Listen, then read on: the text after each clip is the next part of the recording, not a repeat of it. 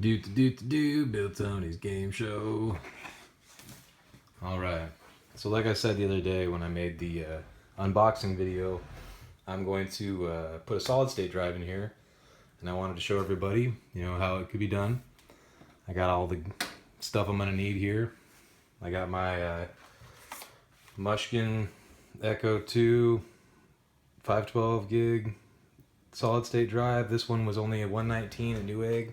When I bought it, it actually went up to 129. I got this because I'm more concerned with speed than I am about storage. It used to be that if you wanted to even get close to the same size as the stock drive, you're talking a couple $100. It didn't make any sense at all. Well, now it's quite a bit cheaper. And I'll show you how it's done. I've already upgraded my my other PlayStation 4 with a 750 gig Seagate 7200 RPM hybrid drive, and so I've been down this road before, but this is the first time I'm doing it with this particular PlayStation. So what we got here, we got a fine-tipped Phillips head screwdriver. I got my 64 gig thumb drive. It doesn't matter what size it is, you just need to be able to fit the operating system full install in there. I got some peanut butter M&Ms because I'm gonna need these guys, and of course the drive and the PlayStation. And this part's pretty cool. You don't have to, it doesn't require any tools to get the hard drive cover off. You just kind of grab it, put your fingers on there, hold the base, and slide her off, and it just sort of lifts out. Maybe. There we go. Try not to beat it up. And this cool little PlayStation screw in here.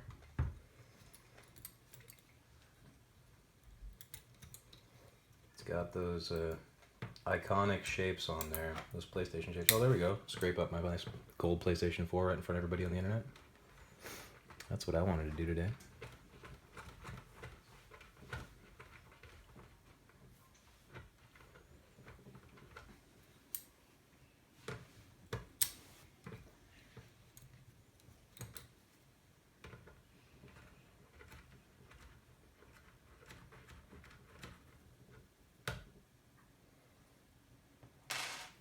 And then you just slide the drive out.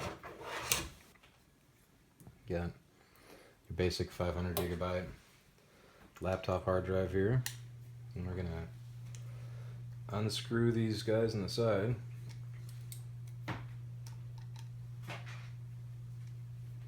I had to go find a better screwdriver. The one I had just didn't have a fine enough tip for the hard drive. What's it, a hard drive caddy? That you put the hard drive in and it slides back into the PS4. And got a whole 4 of these guys to take out. It's very technical work here. Play any good games lately?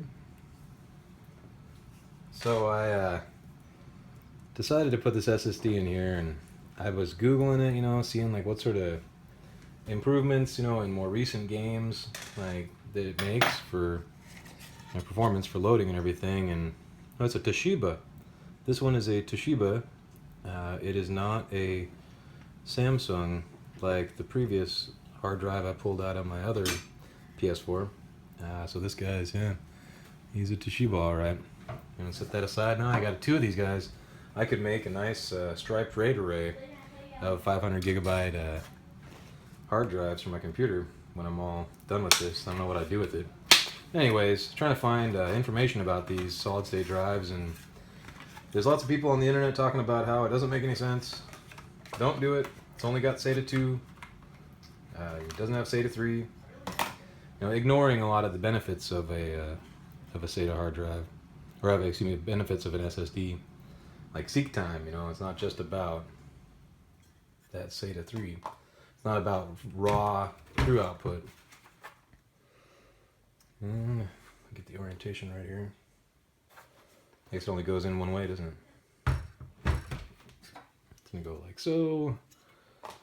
You want this guy, and you're like this, right?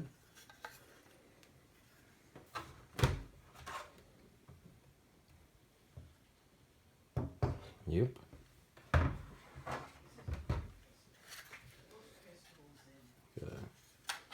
This guy's pretty short. It's gonna fit no problem. Anyway, so I'm looking on the internet for information about SSDs, and basically all I see is people dogging on the whole concept of putting them on a PS4, and you know, they use some really weird reasons why. I think what it really boils down to is, they read an article where a guy, probably that IGN article towards the launch of the PS4, they tested out a few different drives and suggested that a guy'd be better off just getting a larger hard drive. That the differences in SSD didn't make a whole lot of, didn't make that much of a difference. Well, in most of these tests, we're talking 30% faster loading times, and that's significant.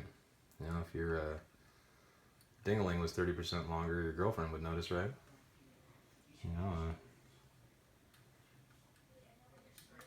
That's just an awfully big gain to be just ignoring. And it's so small, it's like loose in here. You kind of hold it just right.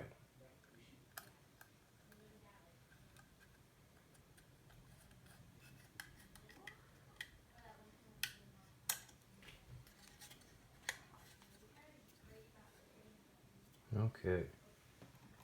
Gosh, I sure am glad I can edit this video, huh? Anyways, I'm going to hopefully get some improvements loading GTA Online and Fallout 4. Going back to the stock drive from my 7200 RPM Seagate and my other PS4, and I was playing some Fallout on the gold PS4 before I changed this, before this happened. And my 7200 RPM drive is a little faster than the stock drive, and wow, going back to it, I sure could tell the difference. Those extra few seconds just suck. I mean, you really feel it when you're used to it. I was like getting on the controls as if it was already going when it wasn't, because I was so used to it. Is it just gonna slide right in and work? What do you think? It's seated right the first time, it feels like. So.